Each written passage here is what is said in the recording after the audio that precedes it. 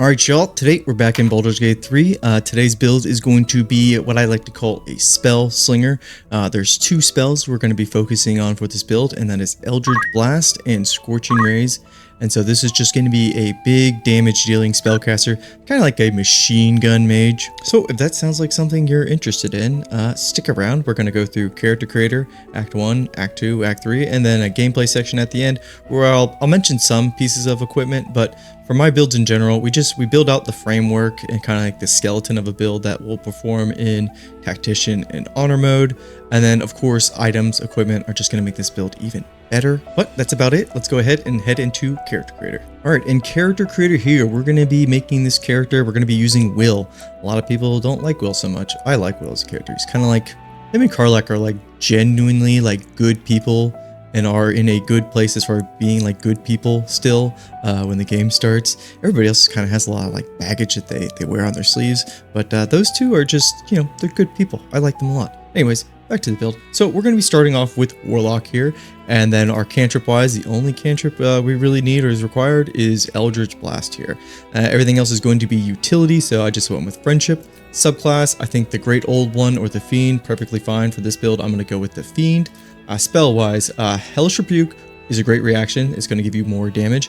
And then Hex, this is a fantastic, especially in the early game, a bonus action to just give you additional damage on top of what you're doing already with your Eldritch Blast. So these two are the choices I'd go with here. And then ability spread wise, we want to focus on charisma. Constitution is going to be more important later on, but just in general, constitution should always be pretty high. And then dexterity, 14, we don't want to be last in the turn order. And then wisdom, it's just really important not to have wisdom basically at a negative, or I think 0 you can work with, but 12, we're getting at least a +1 to it. So that's something. So yeah, let's go ahead and move on to the leveling section. All right, and starting off with the leveling process, we're here at level 2. Spell wise, this doesn't matter. This is just going to be a spell. We're going to replace a spell at the next level, so this one can be anything you want here. Command, it's a good spell in general. I'll make a build on command eventually, but that's not this video. For your Eldritch Invocation here, I would go with either Agonizing Blast. Well, you have to go with Agonizing Blast. That's not a choice. Then your choice is either between Devil's Sight and Repelling Blast. Repelling Blast you can toggle on and off. I don't exactly always love to push characters away, so I'm not going to go with Repelling Blast here. I know you can, it's a little bit more micromanaging. It's very situational. I get a lot more use out of Devil's Sight because you'll see at our next level, we're going to be picking up the spell Darkness, which basically, it kind of bugs out the UI. The NPCs, they don't really know what to do when you're in darkness, so you can just sit in darkness and just be firing Eldritch Blast out of there like crazy, and they won't be able to do anything to you. So that combination is really helpful, especially in the early game here. But that's everything for level 2, so we can move on to level 3. So at level 3 here, we're going to be picking up Scorching Ray. Scorching Ray, it does more damage than Eldritch Blast, and those are kind of the two that we're going to be utilizing a lot in this build. And then for Pact Boon, I would just go with Pact of the Tome here because we're not using melee weapon. If you want to, like, you know, summon a familiar or like a little ally, then sure, go with Chain, but I'm going to go with Tome. And then replace spell. So this is what I mentioned earlier. We're going to get rid of command, and then we're going to be taking darkness. So the build is almost basically online already, essentially, but just in a very early stage of it right now. So right now it's just like we have our darkness, and then we can sit in the darkness and we can use Scorching Ray, and we can also use Eldritch Blast, you know, depending on how much resources you have. So the build's basically online. So we can move on to level 4, where we're just going to keep making it stronger and stronger now as we level up. So level 4, we get another cantrip. Mage Hand is a great utility. Maybe not, you don't get the most use out of it for this build. I think the next build I do, actually, we're gonna talk about Mage Hand a little bit more, but that's not this video. Spell wise here, so we have two choices. You can either go with Misty Step for more mobility, or you can go with Hold Person. This build is going to utilize Hold Person, but this early in the game, I don't know how much use you're going to get out of it. I mean, you can get a lot of use out of it. It's just how much do you really need to use it? It kind of depends, up to you. Maybe just take Misty Step now for more mobility. We are going to be picking up Hold Person next, so I wouldn't worry too much about that. We don't have any spell that we want to replace.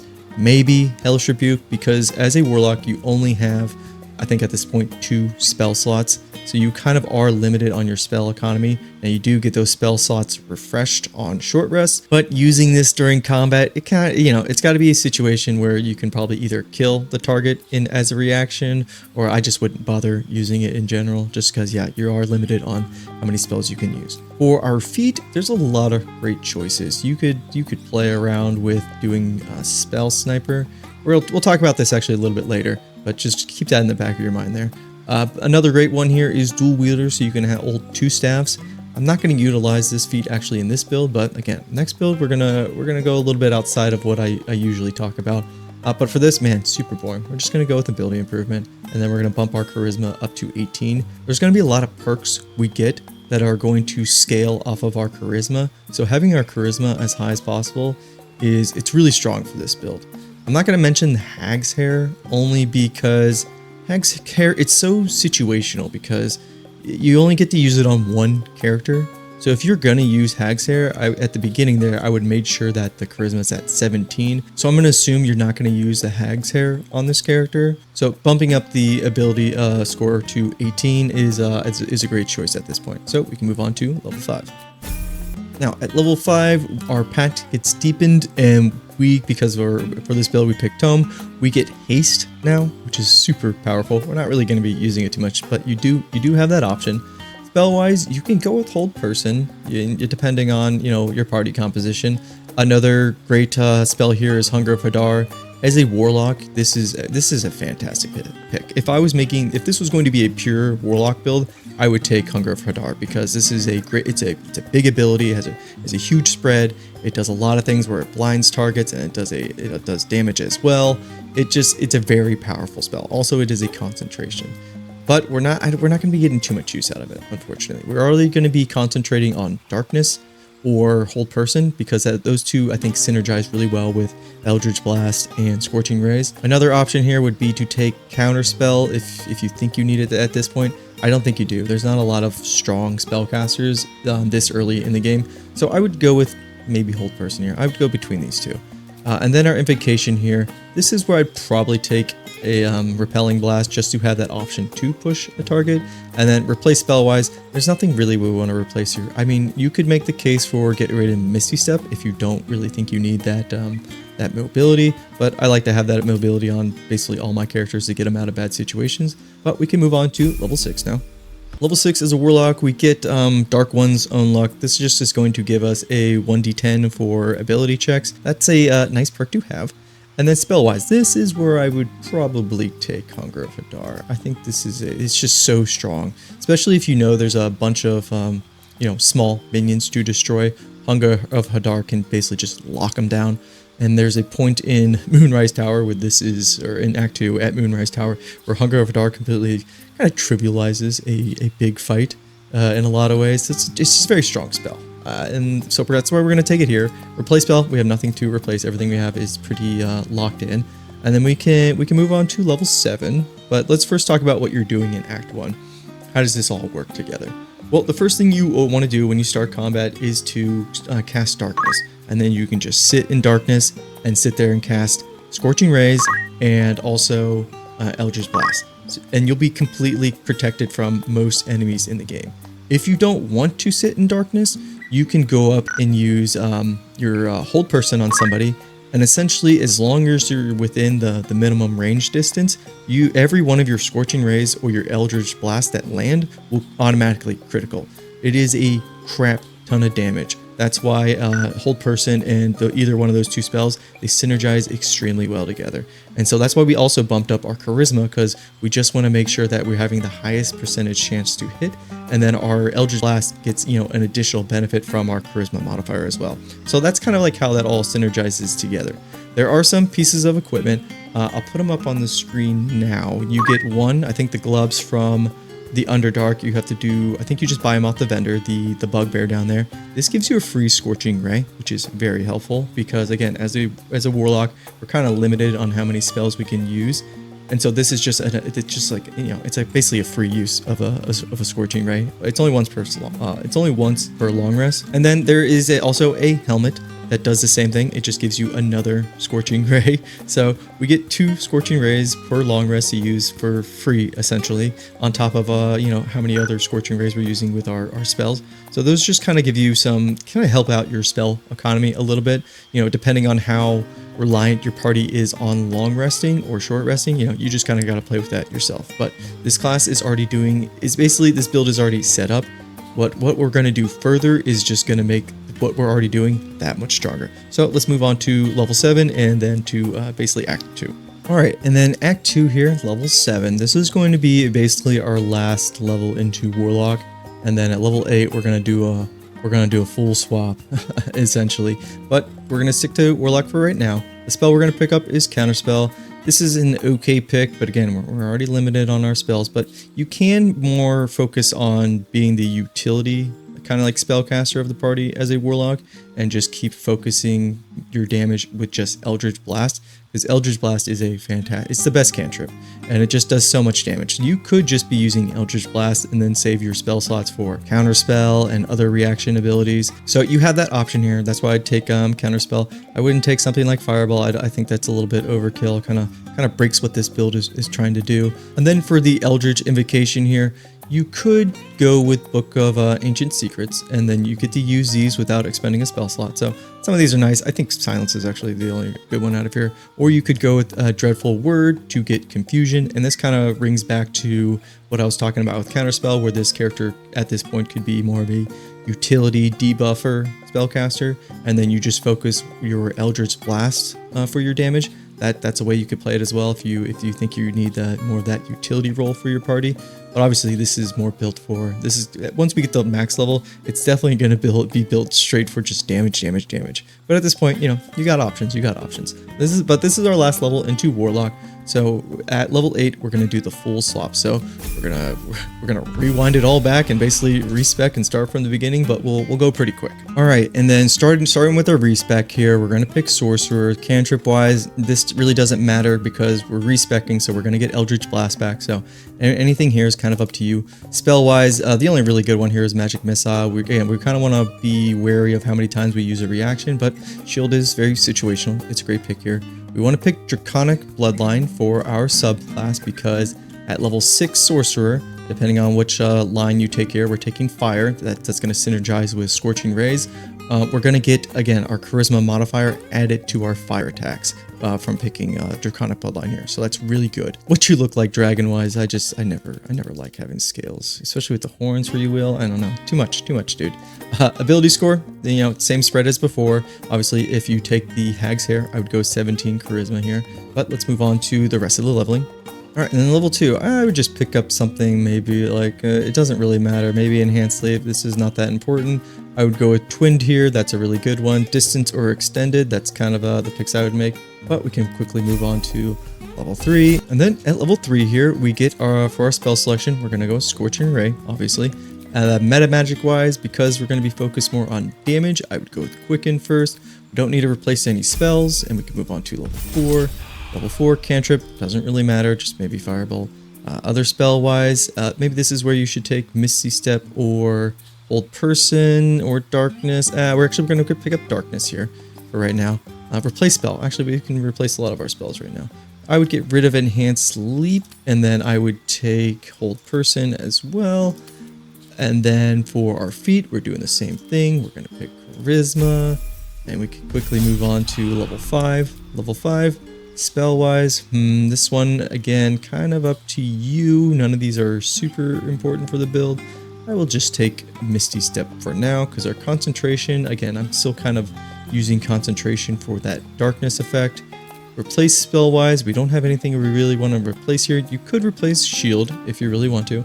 I'll go ahead and do that because, you know, I don't use shield too much on this character. And I will take something like Counterspell or Haste. In this instance, I'm just going to take Counterspell for right now. And then we can move on to level 6. So level 6 is where we get our elemental affinity because we picked the fire line. Our charisma modifier gets added to our fire attacks. In this case, that is Scorching Rays, so that thing is just doing even more damage. And then for our spell, for our next spell, I would just take haste for right now. You could also take slow. Again, you can play on that more utility debuffer side for this build. But I'll just take haste for right now, and then we can move on to level 7, and this is where we're going to switch back into Warlock. Cantrip wise, make sure you have Eldritch Blast, take the Fiend again. These spells, I would just keep them the same with Hellish Rebuke and Hex. And then moving on to level 8. Spell wise, this one we can actually probably replace. Agonizing Blast is the pick here, and then Devil Sight is the pick here. And then Change Spell, we actually don't want to take anything out. So now we're back to where we were before, but we've Respec. So we still have Scorching Ray, we still have Eldritch Blast that is getting our Charisma modifier. Because we're now a sorcerer, we get proficiency with our saving throws for Constitution, so our concentrations have a better chance of, staying saved when somebody attacks us. Because of our Draconic line being fire, that our Charisma gets added to our fire damage, which is Scorching Rays. So Scorching Rays and Eldritch Blast are now doing more damage. Essentially, we've got two bonus modifiers to them to do more damage. We didn't lose any important spells. We still have Darkness, we have Haste, we have Counterspell. So we have basically the entire kit still, on top of having Sorcerer's Meta Magic for Quicken. So now we can do even more damage with Eldritch Blast or Scorching Ray. So that's why we made the switch now as opposed to earlier, because I think Warlock I think it's fine. I think it's worth, investing 7 levels into, and then at level 8 doing the switch. But we can continue on leveling, and we're actually just going to stick with Sorcerer. So we can move on to level 9. So at level 9 here, we're just going to stick in Sorcerer. We're going to go Sorcerer the rest of the way. And honestly, any spell you pick up, kind of up to you. It's not, crucial to the build as far as combat. Confusion, maybe something I'd go with there. I don't want to replace anything. I think everything that we have in our toolkit here is useful for what this build is trying to do. And we can move on to level 10. And that's going to be 8 Sorcerer. We're getting a lot of sorcery points here. So that's important because of how many times we want to essentially be able to quicken without having to long rest. Again, spell-wise, really up to you. I'm just looking through, seeing if there's really anything I missed. And not really. If you didn't take Dark Sight for your Warlock, maybe take Dark Vision here. Again, nothing super important. I'll just take Fireball for the hell of it. It could be fun to sling a Fireball. So for our second feat here, because we're level 8, we could go with Alert or Ability Improvement. Alert is obviously going to help with our initiative.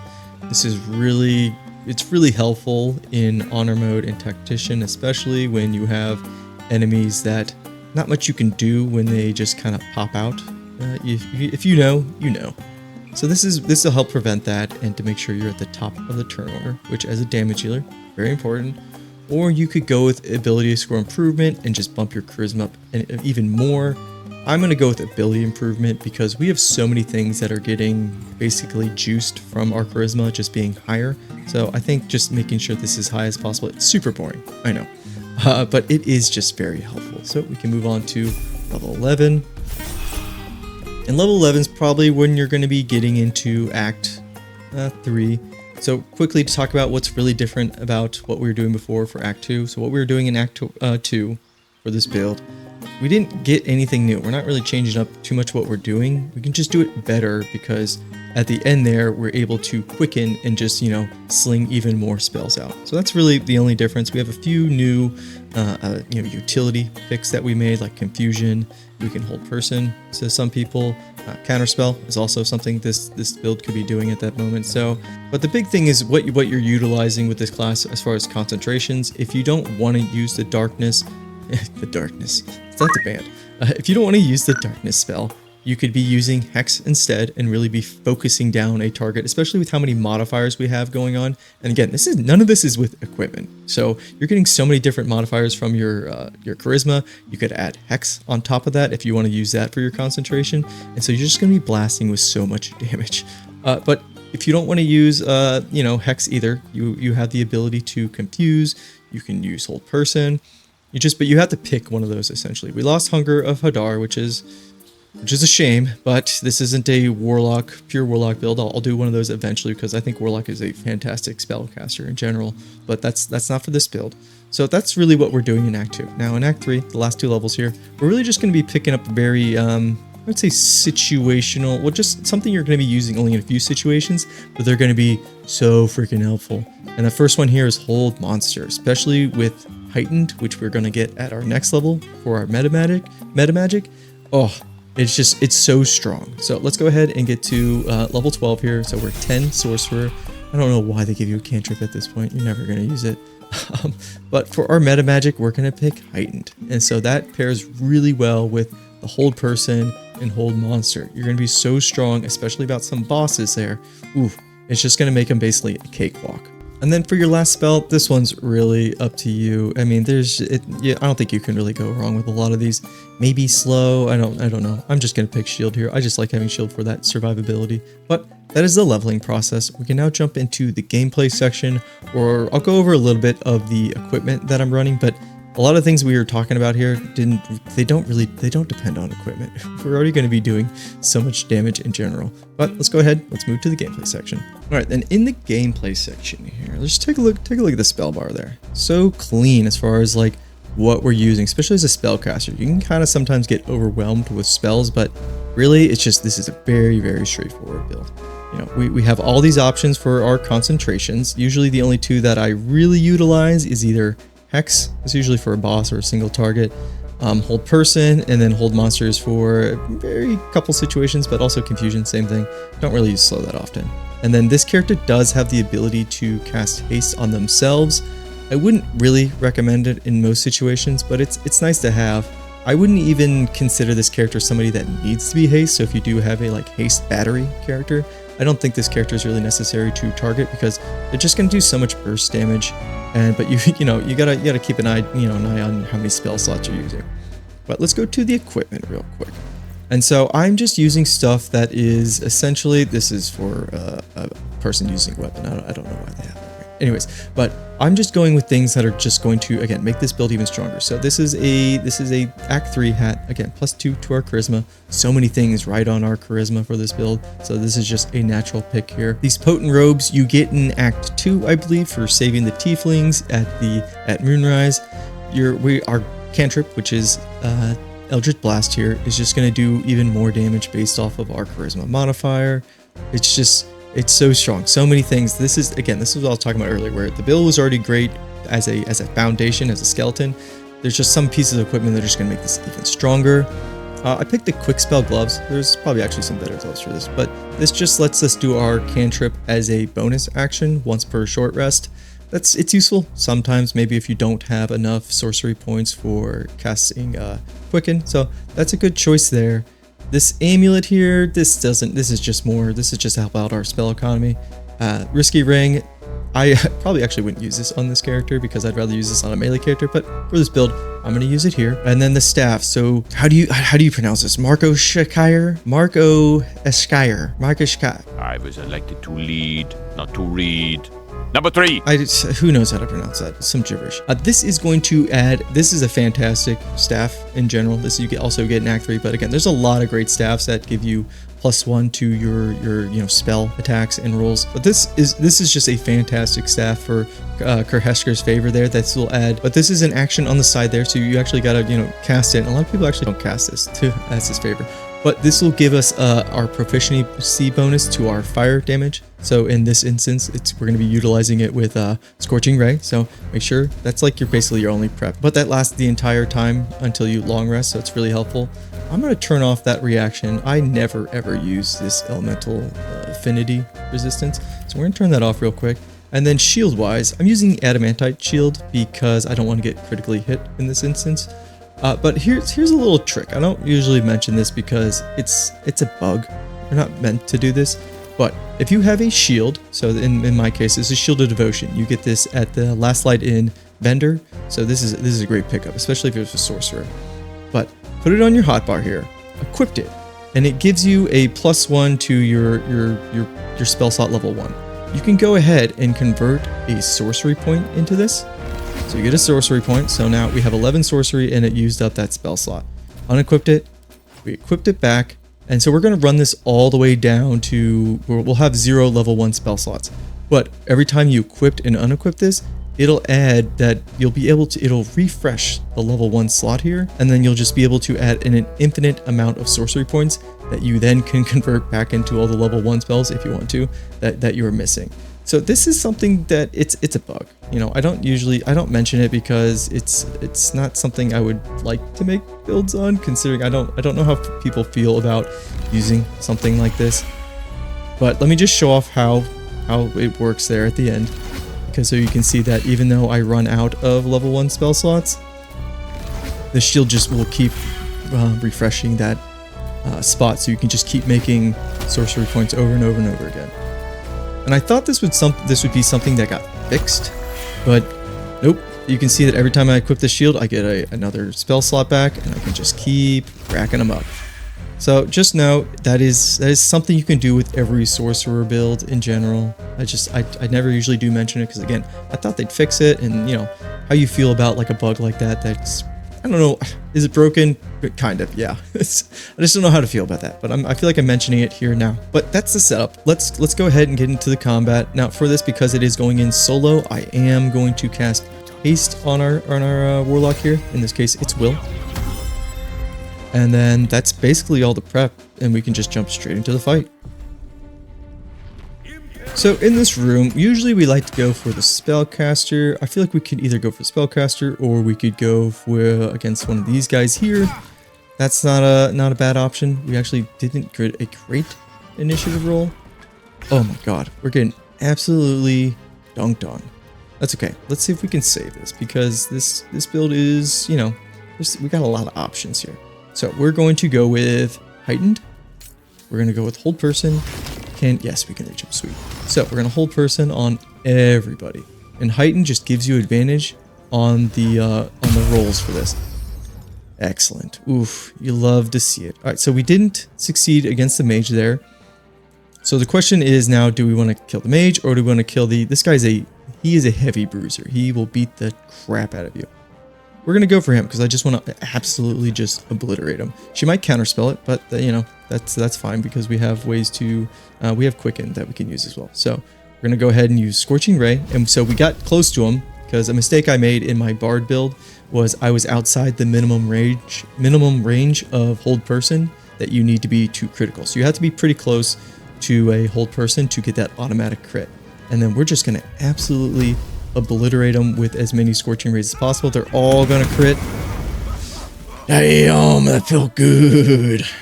Oof, that was a lot. That's a lot of damage. You know, that's how many Scorching Rays there. See if my big head's out of the way. But that's all the Scorching Rays, every single one of them critting. So you get that damage there. You get that double damage roll for the base fire. Obviously your charisma modifier and your proficiencies, those don't double up, but that base damage does. Oof. Really, really nice. So let's go ahead and finish off the spellcaster here because they're the only other one that is not held. And then this poor 7 health NPC here is not really worth my time. So let's go ahead and do quickened. And then we're going to do another Scorching Ray. We're going to bump it up. I just want to make sure she goes down.